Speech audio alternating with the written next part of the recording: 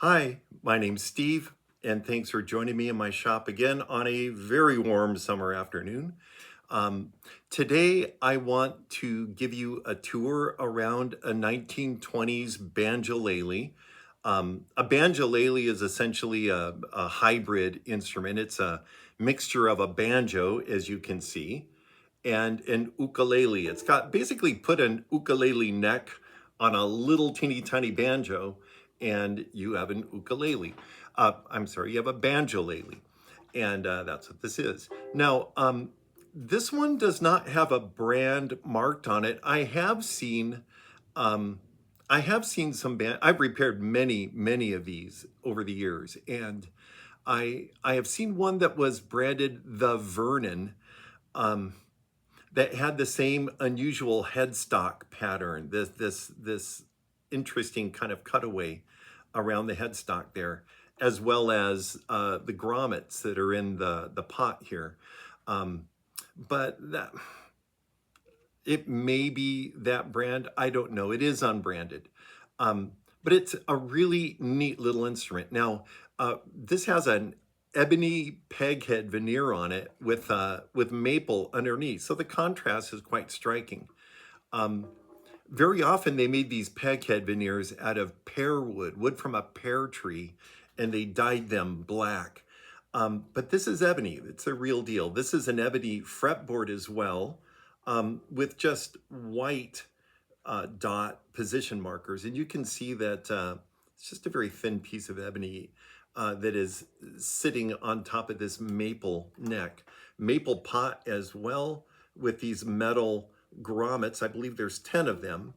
We have 12 hook assemblies on with nuts here to tighten the hooks on these posts that you can see how they fasten on the inside here. Everything is just nice and clean. All the parts are present and accounted for.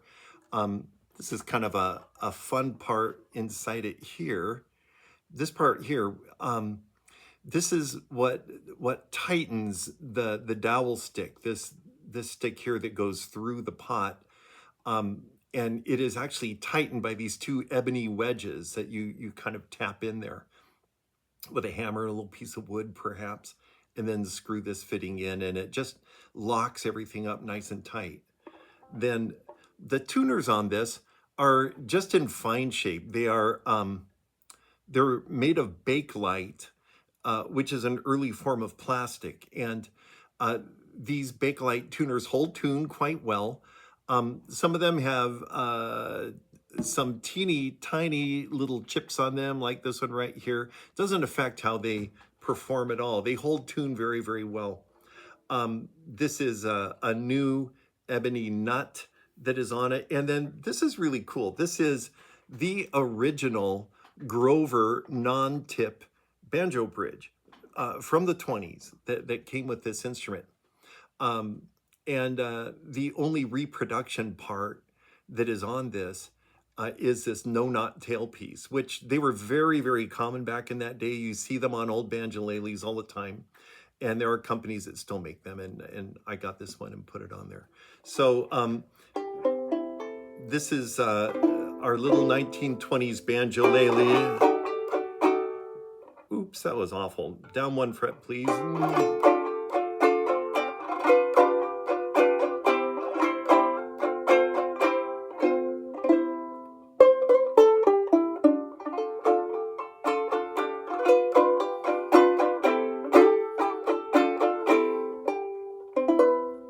So sweet little voice on this little guy, and there you have it, a century-old banjolele, and thanks for letting me show you what it's made of.